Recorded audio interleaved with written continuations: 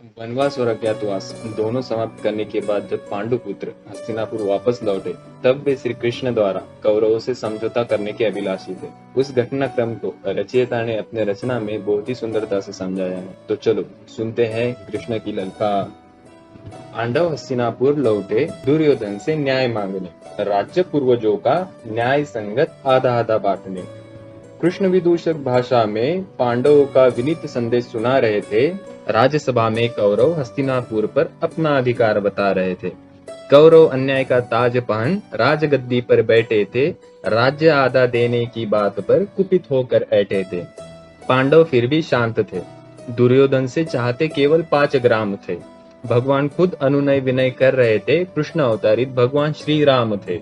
दुर्योधन बारंबार केवल इनकार करता जाता था, इनके के बराबर भूमि तक देना नहीं चाहता था। कृष्ण अब थक हार कर दुर्योधन को अंतिम बार कह चुके थे। कृष्ण अब थक हार कर दुर्योधन को अंतिम बार कह चुके थे। पांडव निराशा में डूबे थे। कृष्ण अंतिम वचन कहने को रुके थे। और जब भगवान श्री कृष्ण के कई बार समझाने पर भी दुर्योधन अपना हट नहीं छोड़ता और भगवान को ही बांधने का प्रयास करता है।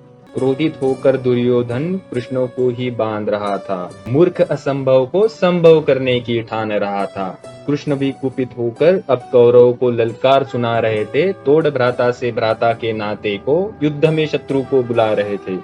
सुनो दुर्योधन, अब हस्तिनापुर पांडवों का होगा। सुनो दुर्योधन, अब हस्तिनापुर पांडवों का होगा। अनुनय विनय न होगी, बस अब रणभूमि में रण होगा। यह कहकर गिरधारी राजसभा से पांडव दल को बढ़ जाते हैं। कुरुक्षेत्र में कौरव पांडव भ्राता होकर भी शत्रु बन लड़ने आते हैं। फिर भी युद्ध भूमि से युधिष्ठिर संदेशा भिजवाते हैं, हे दुर्योधन, भ्राता से भ्राता लड़ना नहीं चाहते हैं।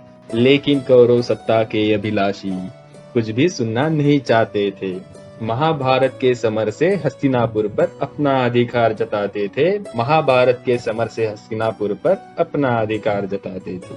मैं उम्मीद करता हूँ कि ये रचना आपको भी पसंद आई होगी।